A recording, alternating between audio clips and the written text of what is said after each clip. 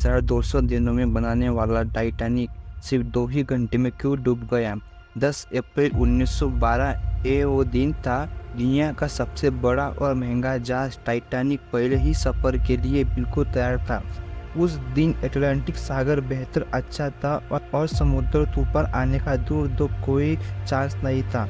और जहाज में 1500 पैसेंजर सवार भी हो चुके थे और लाखों लोग इस सफ़र का आगाज देखने के लिए आए थे। नहीं पैसेंजर को पता था, न ही अलविदा करने वालों को पता था, न ही टाइटैनिक के अमले को पता था जो कि कुछ ही देर में जहाज रवाना होने वाला है। अच्छे ऐसी गलतियाँ जिसके कारण जहाज को बेहतरीन हादसे का शिकार होना पड़ा। आपको मैं टाइटैनिक की सबसे दिल बातें बताने वाला हूँ क्योंकि किसी ने बताया नहीं होंगे। अगर आप इस चैनल पर नए आए हो तो सब्सक्राइब कर देना, साइड में बेल आइकन है उसको क्लिक कर देना। चलो आज की वीडियो शुरू करते हैं। आज हम जानेंगे अपने दौर के सबसे महंगे और लग्जरी व सबसे ताकतवर जहाज के बारे में।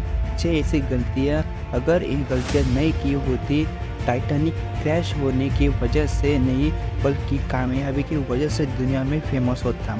आखिर ऐसे कौन सी 6 गलतियाँ थी 40 साल एक्सपीरियंस रखने वाले कैप्टन को भी नज़र नहीं आई।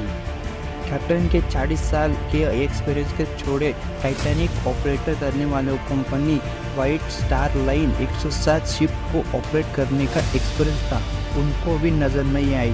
और तो और गलती टाइटैनिक मैन्युफैक्चरिंग करने वाले कंपनी हार्ल्ड एंड वुल्फो को भी नज़र नहीं आई। उन्होंने टाइटैनिक से ज़्यादा 500 से ज़्यादा शिप बनाई थी। टाइटैनिक की कंस्ट्रक्शन 1907 में शुरू हुई थी और तब्दील 3 साल के बाद और 2000 वर्षों के बाद टाइटैनिक तैयार हो गया। अब जहाज पूरी तरीके से तैयार था लेकिन उसको टेस्ट करने के फिर भी बाकी थी और टाइटैनिक बनाने वालों उस पर भरोसा तब मजबूत हुआ जब टाइटैनिक पहले टेस्ट पार कर लिए थे।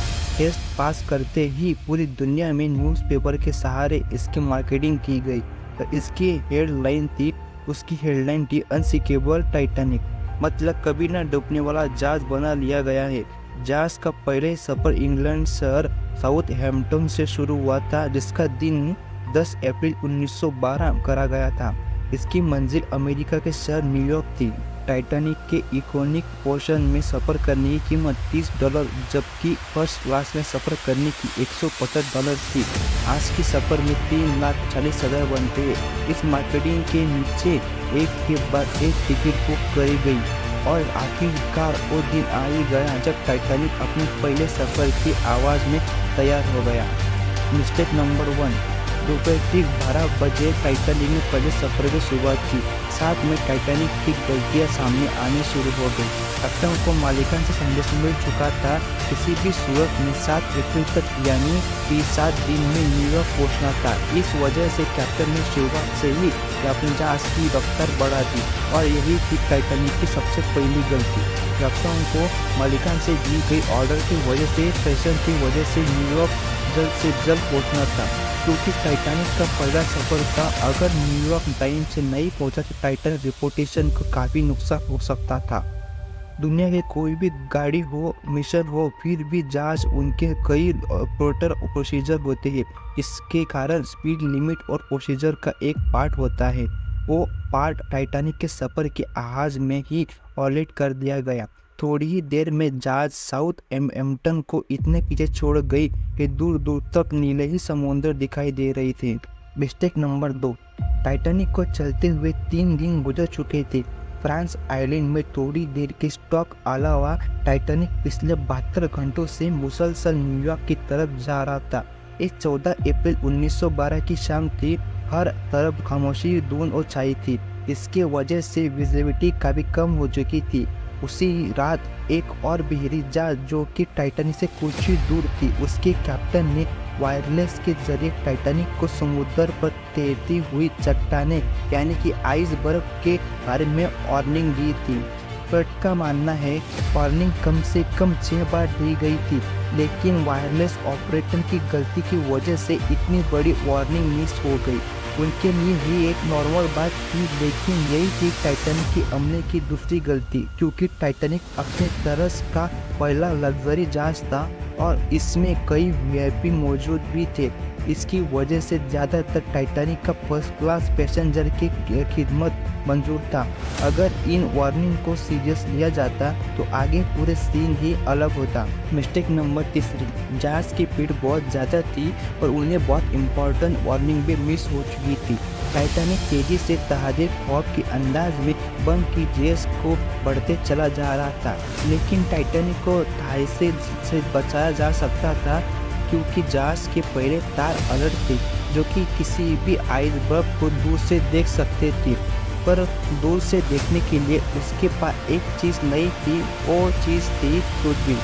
जी हाँ, पहले तार अलर्ट तो थे लेकिन आइसबर्ग को दूरबीन ना होने की वजह से नहीं देख सकी और ये टाइटैनिक की तीसरी गलती थी।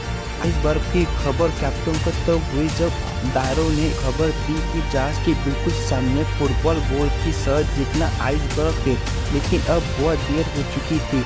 आइसबर्ग इनके बहुत करीब आ चुका था।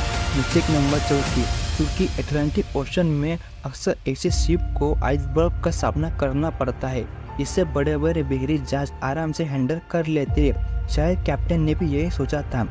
खबर मिलते ही कैप्टन ने जहाज के इंजन बंद करने के लिए हुक्म दिया था और टाइटैनिक का रूप बदलने का भी हुक्म दिया।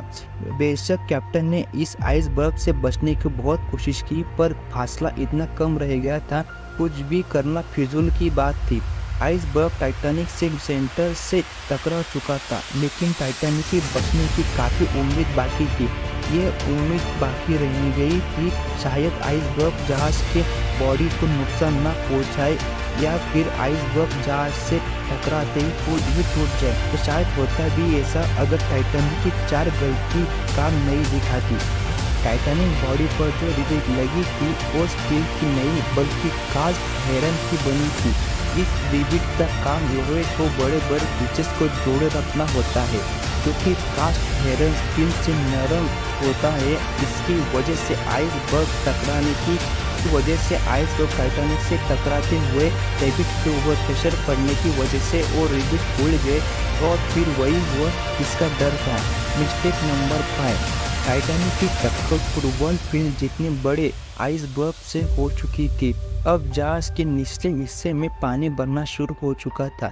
इस खतरनाक साधु ने पूरी अमले और पैसेंजर को अलर्ट कर दिया था और साथ ही जहाज में मौजूद टाइटैनिक में मौजूद मालिक को भी बेसिक टाइटैनिक पर पानी भरना चालू हो चुका था।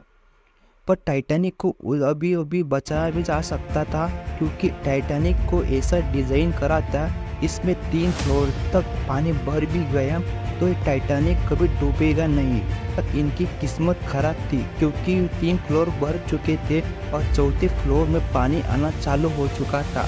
मामला हाथ से निकल चुका था और टाइटैनिक आहिस्ता आहिस्ता ओशन में डूबता जा रहा था। जहाज की फिक्र की बगैर पैसेंजर की जानें बचाने का वक्त आ चुका था। कैप्टन रेडियो पर इमरजेंसी अलर्ट जारी कर दिया।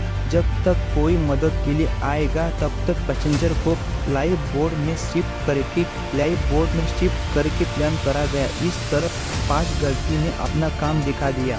टाइटैनिक 32 शिप की जगह थी, पर कोताही की वजह से 20 बोट ही रखी गई थी और पैसेंजर थे 1500 और बोट थी बस 20। मिस्टेक नंबर 6, हर तरफ अफरा तफरी का आलम था और लोग गिनी चुनी कश्तियों में सवार होना चाहते थे। 12:45 पर पहली इमरजेंसी कश्ती समुद्र में उतारी गई, लेकिन यहाँ पर हुई एक और छठी गलती। अफरा तफरी में जहाज को बिना पूरी भरी हुई नीचे उतारी गई। इसमें तो फर्स्ट क्लास पैसेंजर थे, जो लोग ज़्यादा अमीर थे उनके बिठाए गए। उन जहाज़ों में बिठाया जाता तो बहुत लोगों की जानें बच जाती। और जहाज तेजी से समुद्र में डूबता जा रहा था। 2:58 पर शॉर्ट सर्किट की वजह से टाइटैनिक की लाइट बंद हो गई थी और अगले ही मिनट में जहाज के बचने से 2 टुकड़े में तब्दील हो रहा था। टाइटैनिक को समुद्र पर डूबने को 2 घंटे 40 मिनट तक लगे। इतना 1500 में से कई लोग अटलांटिक के ठंडे पानी में डूबकर मर गए। और आपको एक और बात बता दें, 2 डिग्री सेल्सियस मतलब अगर पैसेंजर इस ठंडे पानी पर छलांग भी लगाते तो बचने का कोई भी चांस नहीं था, क्योंकि इंसान इतने ठंडे पानी में 30 मिनट से ज़्यादा जिंदा नहीं रह पाएगा। कहा जाता है मरने वालों की संख्या 15 में से काफ़ी ज़्यादा थी, क्योंकि जिसके जहाज़ के लोगों से जान पहचान थी उन्हें बिना टिकट के आए थे। जिंदा बच जाने वाले ज़्यादातर बच्चे और जिनकी फैमिली थी। दूसरी तरफ कैप्टन सारा वक्त लोगों को बचाने में लगा था और वो आखिरी आदमी था जिसने डूबते जहाज में से छलांग लगाई थी। उम्मीद है आपको ये वीडियो अच्छा लगा होगा। अगर आपको अच्छा लगा हो तो प्लीज़ इस वीडियो को लाइक कर देना, और आप चैनल पर नए आए हो प्लीज़ सब्सक्राइब कर देना। साइड बेल आइकन उसको क्लिक करना। चलो मिलते हैं अगली वीडियो में, तब तक के लिए बाय बाय।